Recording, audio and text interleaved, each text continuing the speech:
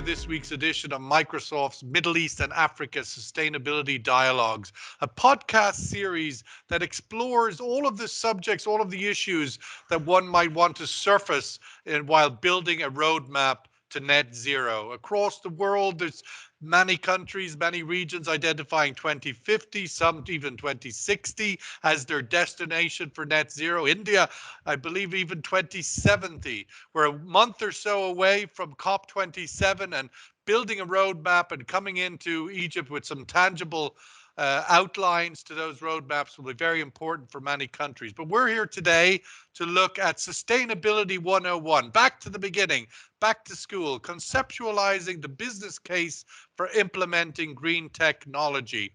We'll give each of our speakers an opportunity to make an opening comment, and let's kick off with Kassian Siorpaes, Senior Manager, Digital and Technology Strategy at Accenture. Kassian, please, your opening thoughts.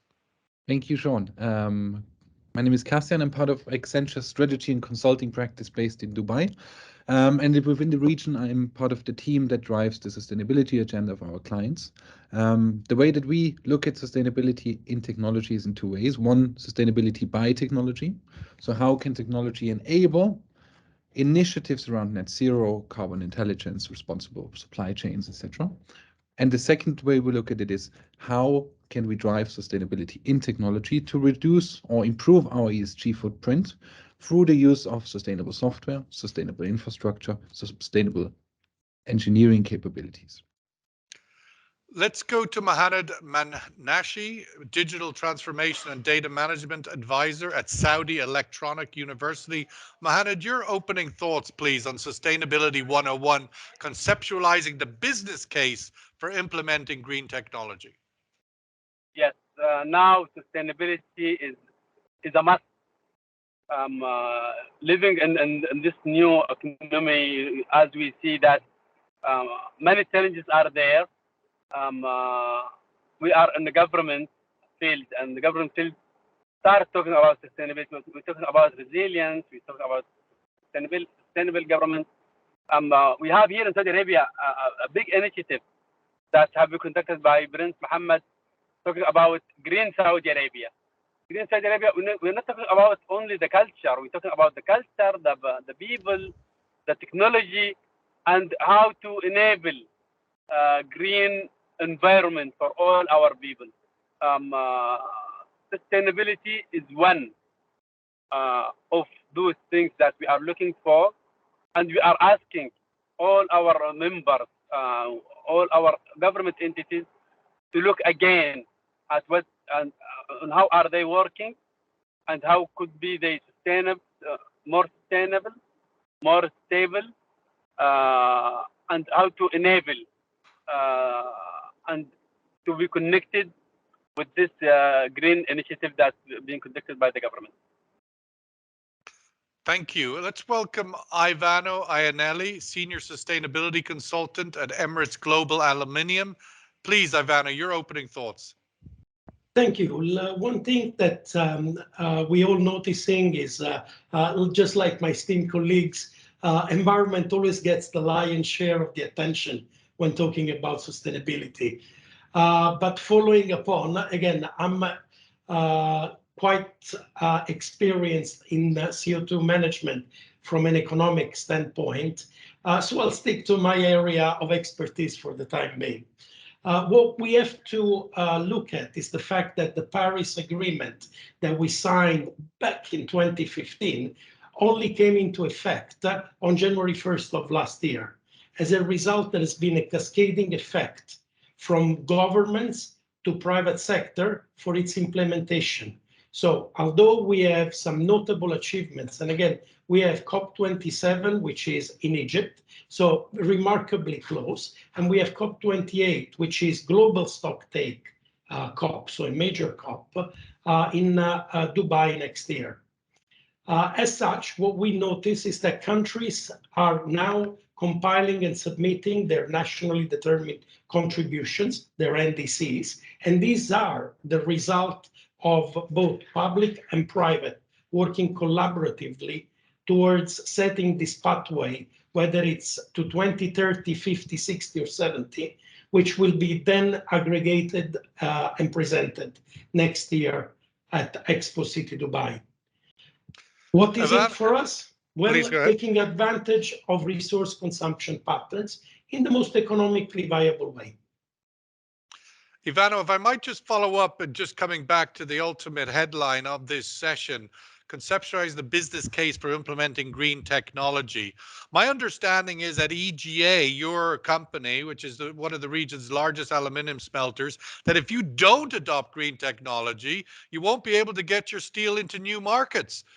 Where is the never mind what might be the regulation regionally, but accessing global markets now without adopting green technology, you're out of business. You're absolutely right. Let me just make a clarification. First of all, we are the world's largest premium aluminum producer. So not only the region. No, but having said that, it's not a matter well, you better adopt green technology or you won't be for much longer. Well, you see the element of pricing and carbon emissions go hand in hand. So we've seen the impact of energy pricing in Europe. We are a lot more resilient in the Middle East for energy pricing, but that's not even the point. There is a piece of legislation, as an example, that just came out called the Carbon Border Adjustment Mechanism, which requires importers of steel, aluminum, cement, fertilizers, energy, amongst others, to pay for the carbon content of their product. So obviously, either you make your product low carbon and remain competitive, or the market will take over you. In our case, the emissions of our aluminum can go as low as below 2 tons per ton of aluminum. And we're working on making these models more replicable, and obviously looking at commercial viability of some of the technologies on end. Kassian, I wanted just to bring in your thoughts and expertise. You know, they hear all the time that the jobs that our kids are going to do haven't been invented yet. I question to you, Kassian, are the technologies that are going to get us to net zero being invented yet? Are we just not implementing them right? Where is the technology into the commercial case to get to net zero and be profitable so that Ivano can still have a job? Yeah, I mean, purely from a technology perspective, these technologies exist today. Some of them are more mature, some of them are less mature. One of our studies that we've done recently shows that majority of this value will come from AI, blockchain, cloud, as well as data. So actually using the data you have and acquiring new data with IoT, right? So I think those are the 5 key technologies to be used in that process. Obviously, within aluminium processing, I would expect within the supply chain, you have different technologies to apply on top of that. Just to get back to the value. Well, right? if we have sorry, because just pick up on that. If we have the technology, then you say we have it. So we're not waiting for the jobs to be invented that our kids are going to do. The technology's there. Why isn't it getting bedded in? I believe that there are 2 reasons for this. One is sustainability strategies being done without considering what technologies are needed. So putting it in a more positive way, when you design a sustainability strategy, it needs to be the same as your technology strategy, or it needs to be integrated with your technology strategy. That's number one. The second reason, and this is one of the studies that we've done recently, shows that only 20% of, I think it was a couple of thousand C-level executives included in there, only 20% of those are actually aware of the linkage between technology and sustainability and how sustainability can drive that. Mohammed, in Saudi Arabia, obviously the green Saudi Arabia that you mentioned, which is very much built around Vision 2030, culture, people, technology, profit, of course, and the coexistence of the 3 together, the triple bottom line as it's known. Where is talent in all of this in order for one to sort of make a business case? Without the talent, Mohammed, it's hard to make a business case. Where is the focus in the context? I mean, we had Kassian mentioned sustainability and technology strategies have to be integrated.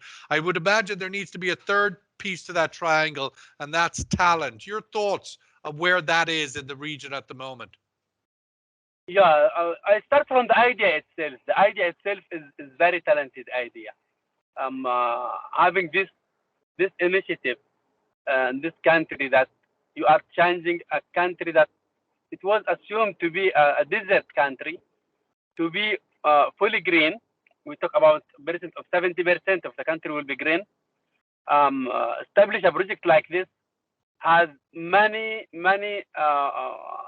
good results on the country itself.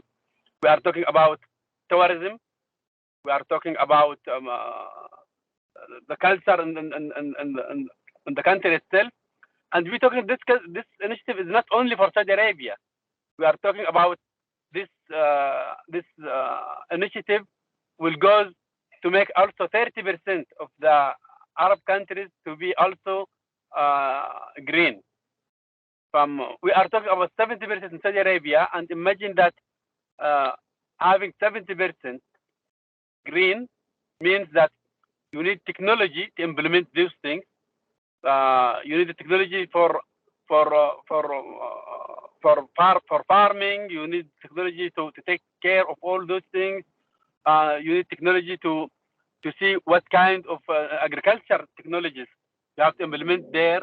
You need an AI for all those missions that you are doing there. And also you are talking about opening new opportunities. We are talking about new cities will be there. Not all people are in one place. They will start moving to new cities due this initiative. We are talking about reducing the temperature in Saudi Arabia by 2 to 3 to 5 degrees.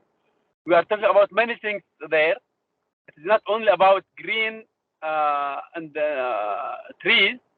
No, that comes with a lot of technology you have to implement it there. The idea itself is very innovative, and to implement it, you need to have a lot of solutions. That IT solutions is the main driver for that thing. Ivano, just picking up there on what Mohammed said, just picking up innovation. I mean, again, it's an often used word with often sense of ambition. We've had Kassian mention sustainability and technology strategies need to be interwoven. Your thoughts on where innovation plays a role, and is innovation essentially the integration of those two things, or where do you put innovation and its definition, if you like, in the context of the business case for implementing green technology? I have to say something that Mohammed said. It's very accurate. This region has had a fantastic track record in leading and piloting large-scale initiatives that have been replicated throughout the region, globally, and so forth, so on. And this is at the forefront. What I mean in terms of how we take advantage of this innovation. Let's take one, for example, hydrogen. So now it's talk of the town. Everybody wants a foot through the door in the hydrogen economy. But how does it actually work in tangible terms? So the UAE, as an example, the Saudi as another, have created these hydrogen valleys. So we're looking at large centers where all the hydrogen economy can be located and take the full benefit and advantage. So first and foremost, scale. But the biggest problem with hydrogen, and everybody will say the same exact thing, is, oh, it's so costly, it's pricey. But now let's look back at, I would say, 2 decades. At the turn of the millennium, when the first solar projects, literally solar 1, 2, and 3, were extremely costly. Price per watt was somewhere between $4 and $6, whereas today, price per watt is somewhere between 18 and 20 cents. So the same happens when you apply scale and location to an emerging technology. And this is what we will see with hydrogen, for example. Kassian, I appreciate the point that Ivano is making, but just to be devil advocate here, hydrogen is nothing new, right? It's been around a very long time. It's yet to make it to scale and economic viability. The same you might say with carbon capture sequestration as well, that has been around for a while. Still can't seem to get over the hill to economic viability. Your thoughts on what's missing in that puzzle, and what innovation's role is to get it sort of over the hump and into being again the business case of our discussion today, the business case to pursue these very important new technologies. It's probably a matter of priorities, right? I mean, one is what is priority for our shareholders, what is priority from our governments in governments in terms of policies, and thirdly, what is priority for our customers, right? As these priorities are shifting, these things become priority also for our companies to invest in on the one hand, and with more investment, with more scale, become cheaper as well to apply and to use. Some of the numbers for shareholders, for example, include that companies that invest in sustainable technology are typically have a higher return on shareholder return in their financials, right? Similarly, are more able to attract talent because they provide a more employee-friendly working environment, right? So it all comes together, and with these priorities shifting, with the outcomes being more visible, the use of these technologies will become more apparent and more broad. Ivano, just speaking on that point before we bring Mohammed back in, the incremental versus radical innovation continuum, the idea of how an organization can determine where it should place itself in that sort of evolution versus revolution. Your thoughts on that from the point of view of the importance of scaling. It's hard to scale incrementally. You've got to go for it. Your thoughts on that? Absolutely. But just before that, I wanted to add on the carbon and capture side. The big elephant in the room is not the carbon capture technology, it's what you do with the captured gas. And again, if you use it to pump it inside oil wells to generate more fossil fuel, it does not achieve the decarbonization effect that it's meant to. So this is one area to look at it. And again, now we're starting to use it in sustainable aviation fuel. We combine it with hydrogen to generate green methane. So there is a lot of utilization potential. Now, looking at innovation from a more practical standpoint, we also have quite a number of economic theories ranging around innovation.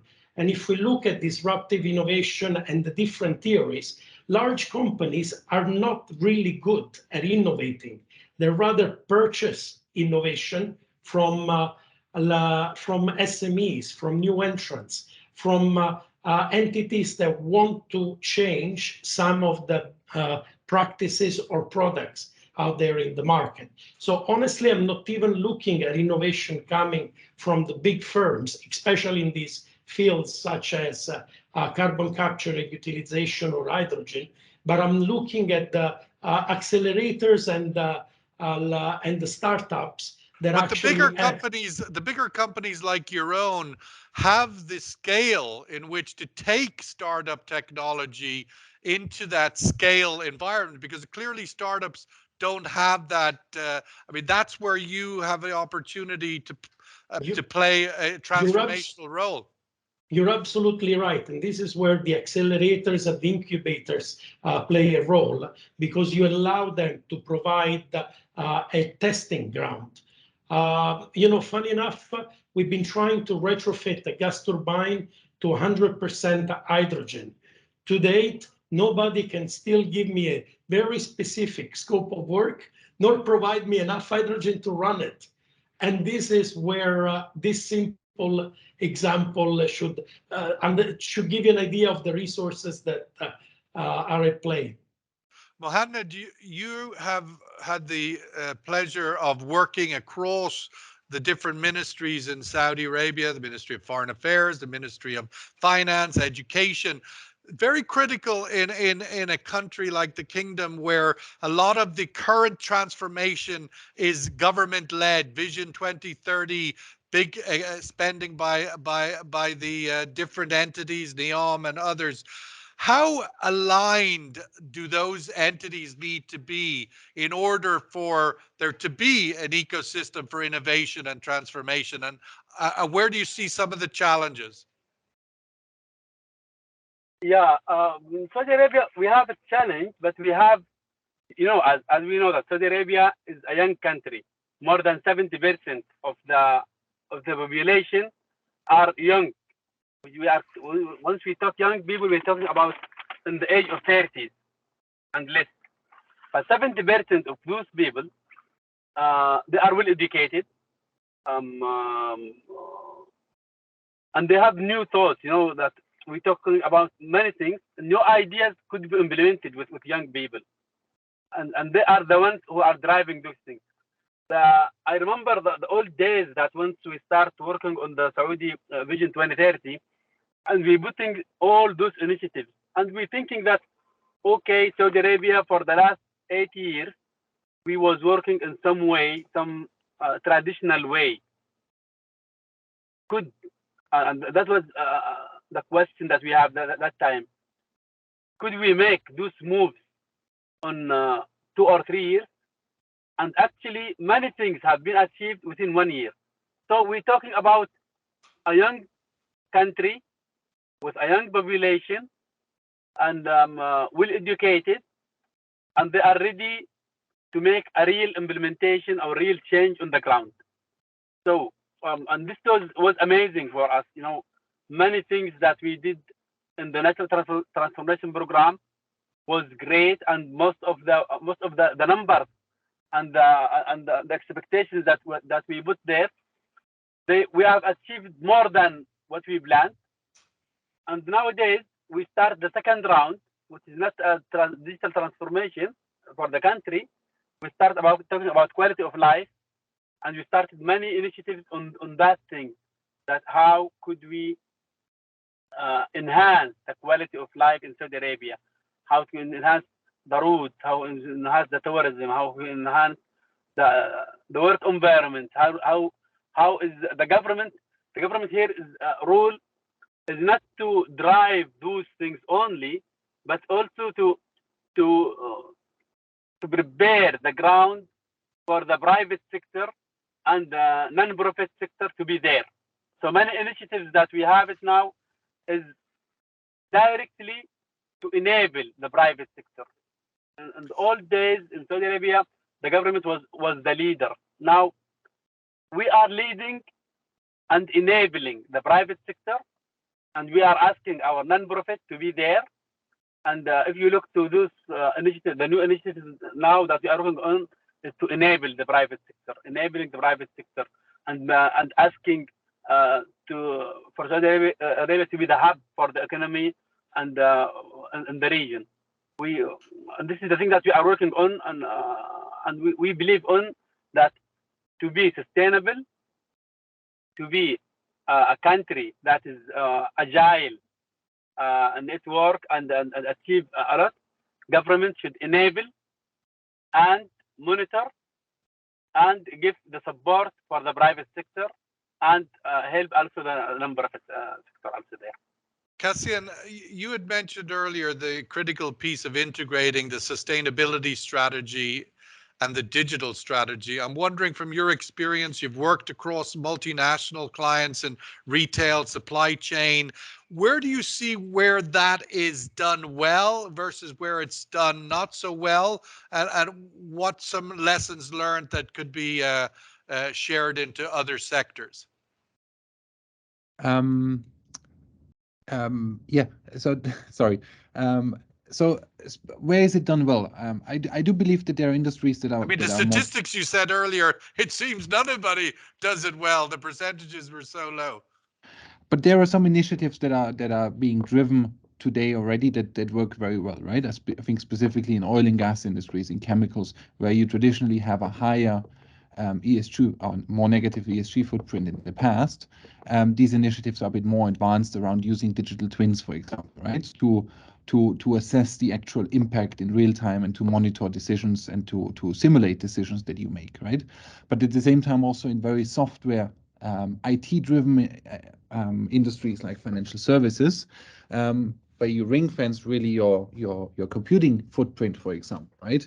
Initiatives that around software development, lifecycle improvement, cloud, data center improvements, etc., that have a very focused and very outcome oriented, right? Those work very well, as opposed to starting very big and having an endless scope and unlimited scope to focus on. And in that architecture, from an organizational chart point of view, where it's done well, have they constructed some more organic chart? Where is there a C-level position on sustainability? Is there organizational structure that makes the business case more viable? I think it's not necessarily of having a dedicated C-level position for it, but I think it's a combination of culture, business priorities in terms of metrics, in terms of tracking it, and linking it also to shareholder return on the one hand. And on the other hand, as I said, fostering this culture, the talent around it, and giving people, employees, the opportunity to explore and to apply these new technologies, right? With the technology skills, with the technology knowledge, innovation will come out of the organization itself. Ivano, I welcome your thoughts on the same question. Quite often, the business case for sustainability is still seen as somewhat of an ad hoc measure, supplement to the core business. You're sitting as a senior advisor right to the CEO. How important is the organizational structure that puts sustainability at the center of decision-making, strategic decision-making in the corporation? Let's put it this way. I'm handling a budget of potentially several hundred million euros of compliance costs. Wow. So what used to be more as soft and fluffy is no longer the case. There is a couple of areas. One is, as I just said, compliances to international regimes. But what is by far a lot more relevant is the fact that even access to capital is now linked to ESG rating and scoring. And again, I don't want to be a preacher of sustainability. I've done that when I was in the UN plenty enough. But what the rationale beyond sustainability and its application is quite simple. Can you sustain generating revenues and profits for your stakeholders if your strategy is not aligned to both climate, social, and governance policy now and in the foreseeable future? So, just like many of the utilities that are exiting coal power plants and heavy fossil fuel industry, they're not doing so because they are, they just turn green overnight, but it's because that is affecting their ability to raise capital for the rest of the organization.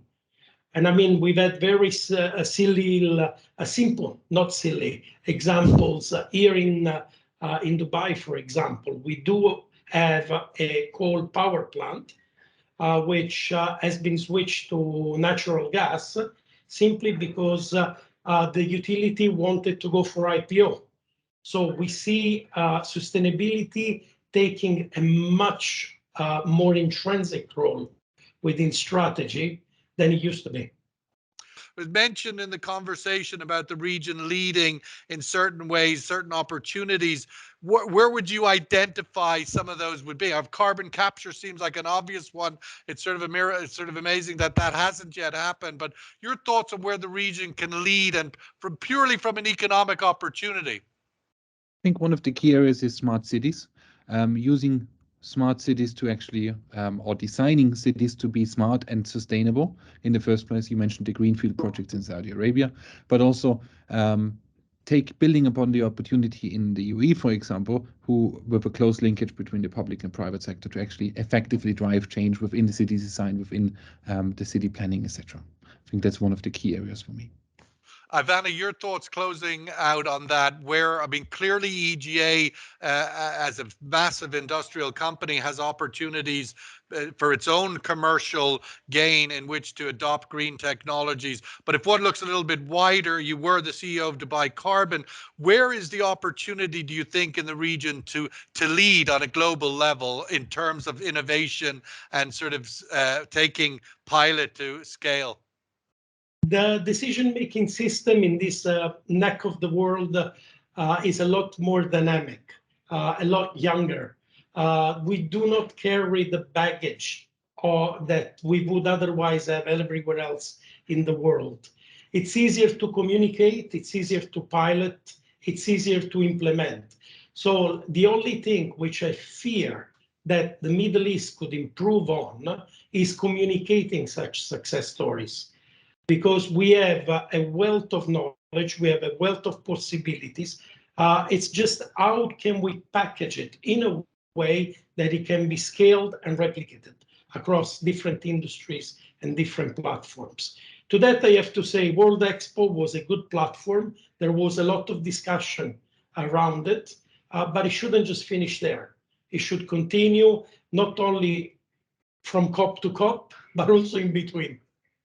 From COP to COP and in between. Well, we're going to have a lot of both in the coming months, and a lot of opportunity to present those successful case studies and those future opportunities in order to attract the much needed capital to take them all to scale and global opportunity.